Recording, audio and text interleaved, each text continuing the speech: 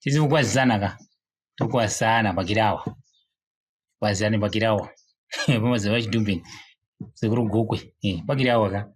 Rimwe kwazisana kuti tichikwazisana tagarisa kati singaonani ka nguva yaraibaka. Timbele chionena kuti sekuru gokwe vauya ka. Maze vachidumbeni. Chiri kwakadikwa muri kumatima nenyika uko. Mvura yadai kuturuka kai, mvura iri kuturuka. Mama akatotenga mbeu iri kwenyu kumamisha uko. Mama akatotenga odzi mbeu iri. Nasi ndauya ne-indigenous DNA test. Pekutangira patinotangira ndipekuti mwana achangozvarwa. Ukasvika ukamubata maoko sababa, ukamubata maoko ake. Anofanira kuvhura maziso okutarisa kuti ndo maziso. Akasakutaurisa mwana iye asi wako. Wona mwana asina kukutarisa maziso kudai so, wamubata maoko first time zvori mwana iye asi wako. Ndoona pa number 2. First time yakunda nomwana wako kumusha kwako iwo, musha kwa baba wake. Paanotanga kupinda pamusha, anipo ruwanzi anonzori ruwanzi ngwana iso.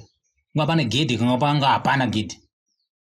First time unotanga kupinda naye uchitsika paruwanzi kuti dziki uchipinda muruwanzi. Mwana wako anofanira kumuka.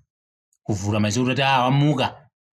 Hapana mwana anosvika murwazhe baba wake akakotsira. Hapana mwana mucheche anopinda murwazhe uke first time akarara. Ukaona mwana achipinda muruwanzi akarara. Mwana yasi wako. Chachitatu.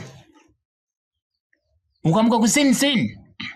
Uri kumusha kwenyu ikoko. Uchida kuona kuti mwana uyu ndiye wangu iri zvimashuwa. DNA test ichichiona ka yedu izuzuka ipachivanhu. Sekudzidza kwatakaita. Unotora mwana uende naye pamukova wedanga. Womuwaridzira womurarisa pamukova pedanga. Mombe dziri mukati. Wovhura danga. Kana mwana ari wako, mombe dzese dzinopera kubuda dzese hapana kana 1 inotsika mwana. Dzese dzinopera kuenda panze. Dzese mombe dzinobuda panze kubuda. Hapana kana 1 inomutsika mwana, dzomutanyanga dzese chibuda. Asi kana mwana asiri wako hapana kana 1 futi mombe inobuda mudanga. Wapedza kuwaridza kuti padanga, wovatsa mwana wako daiso, wovhura danga mwana kana asiri wako hapana kana mombe inobuda kana 1 mudanga. Asi kana mwana ari wako, mombe dzinobuda zvakanaka. Hapana kana 1 inombotsika mwana wakamuwadza pamukova kuri kumisa pasaiti pamukova panobuda ng'ombe imutsiki. Toende pa number 4. DNA test ipachikaranga ipachishona. Kana mwana akutanga kukambaira paya. Mwana wada kukambaira. Unomutora mwana wamugadzika. Wamugadzika nechekukumbishana usekwamuri uko ma-viewers podcast yababa kushanda. Umugadzika nechekuko kwamuri. Handiti. Umuzoti kambaira. Mwana kana ari wako anofanira kukambaira achinyemwerera akananga pakati pemakumbo ako apa. Osvika kubata trouser rako ada kusumuka achinyemwerera.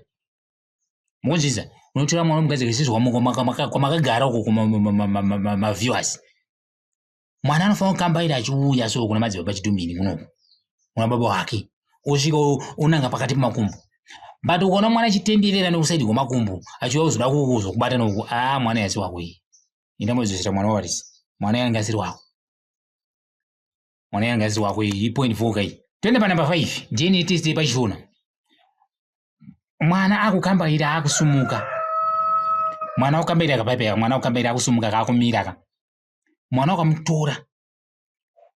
Unotora bhutsu dzako ukurira bhutsu wabva wangosvika wabva kuchechi kana wabva ukasvika mwana ukamusvika ukamumisa. Unofanira kubvisa bhutsu dzako kwatika. Wabvisa bhutsu dzako utora mwana ubva wamupinza mubhutsu dzako memiya. Akachema mwana yasi wako. Asi ukaona mwana achinyemwerera achisekerera. Wakatunga bhuru. Wana mwana wakumbura bhutsu dzako wadzigadzika apa. Utora mwana wamumisa imumu atadza kuchema asekerera mwana. Azati bhuru rakatunga. Asi ukaona akachema wamumisa mubhutsu dzako iwewe wamira mwana. Kwete makumbo ese kagumbo. Akachema mwana iye zoti endesai mwana una baba wake. Baba wake rotomutsvaga wotorwadziwa naye. Ndozotoda izvozvo. Musarereswa nevaziri venyu. Musarereswa nevaziri venyu mudzimba umu. Kana izvozvo zvaramba, endai henyu kune wesainzi. Ukaona zvaramba zvizvi zvataurwa izvi 5 izvi. Nemazuva achidumbeni sekuru gokwe. Endai kune wesainzi.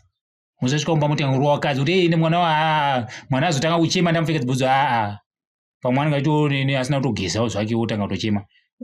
Endai kune wesainzi. Mukaona izvi zvaramba. Tokuti endai stay creative. Toti stay creative.